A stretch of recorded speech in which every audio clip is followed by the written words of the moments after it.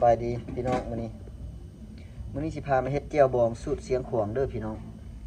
เอาเผ็ดเฮาก็ตำเรียบร้อยแล้วนี่เบิ่งแต่โคกบักใหญ่พี่น้องเบิ่งปากโคกมาเริ่มเฮ็ดกันเลยบัดนี้ขั้นตอนละเอียดเด้อพี่น้องเด้อเบิ่งไปตามขั้นตอนเลย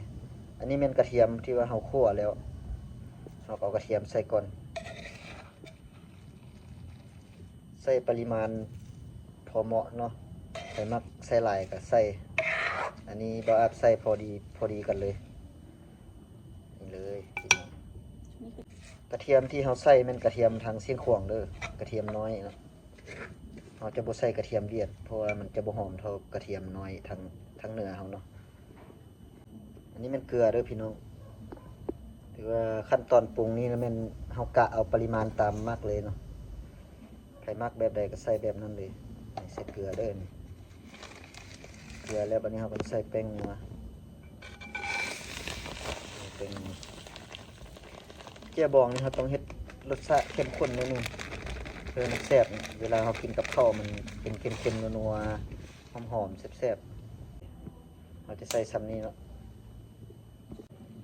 ใส่เกลือแป้งนัวแล้วบัดนี้เรามาใส่อย่างที่น้องมาเบิ่งนำกันนี่เลยสูตรเสียงขวางมันต้องแม่นหน่อไม้ส้มเด้อพี่น้องหน่อไม้ส้มเราต้มให้มันจืดข้างใน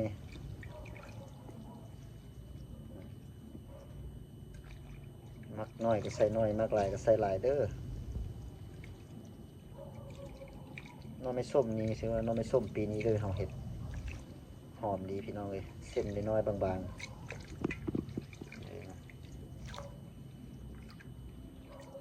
ต้มให้มันสุกให้มันจืดข้างในเลยเราจะปะให้น้ำมันเย็นเราจะมาใส่เจียวครับใส่น้ำมันส้มแล้วบัดนี้เราก็มาค้นให้มันเข้ากันเลยพี่น้องบัดนี้เบิ่งไปตามขั้นตอนนำกันเลยเด้อเป็นไผที่บุคันเคยเฮ็ดกินมาเฮ็ดตามสูตรนี้เลยได้ง่ายๆสบาย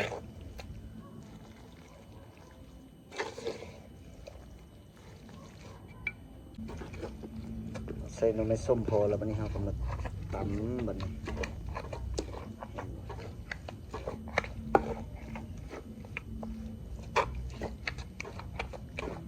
ทำให้มันเข้ากันดีๆพี่น้อง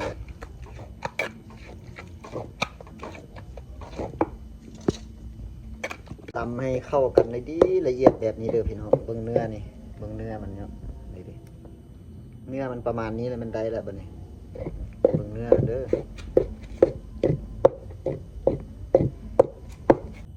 ตอนมันเข้ากันแล้วบัดนี้เรามาใส่หนังเด้อบัดนี้จุๆเลยบัดนี้นะนี่หนังใส่หลายๆรสพี่น้องมันจังแซ่บน้ำหนังนี่เลยเห็นปะถูกเต็มคุกเลยเห็นปะนี่เบิ่งคุกเขาคุกบักใหญ่เต็มคุกนี่ได้อยู่ประมาณ8 กิโลพี่น้องเอ้ย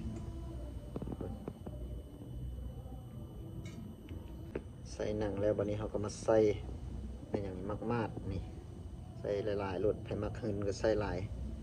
โอ้ยหอมเด้อพี่น้องเอ้ย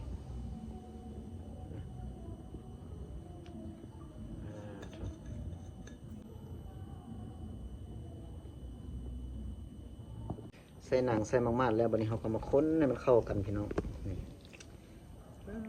จูๆเลยหอมขนาดพี่น้องเลย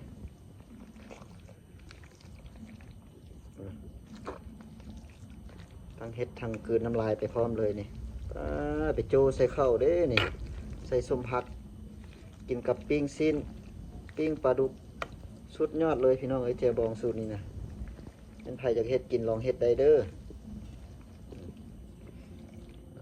ทุกคนนะเบิ่งแต่เนื้อพี่น้องเอ้ยนี่เราก็มาตำให้มันเข้ากันดีๆให้เนื้อมันเข้ากันดีๆพี่น้องเอ้ยถ้าให้มากๆให้หนังมันเข้ากันให้มันทั่วถึงกันเด้อนี่เนื้อเหนียวขุ่นสูตรนี้รับประกันว่าแซ่บเท่าพี่น้องเอ้ย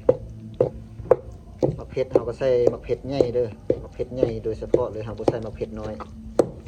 มะเผ็ดใหญ่ทางสำเหนือเสียงขวางเราพุ่นเลยแซ่บมาเขามาตากแห้งมาย่างฆ่าข้างใน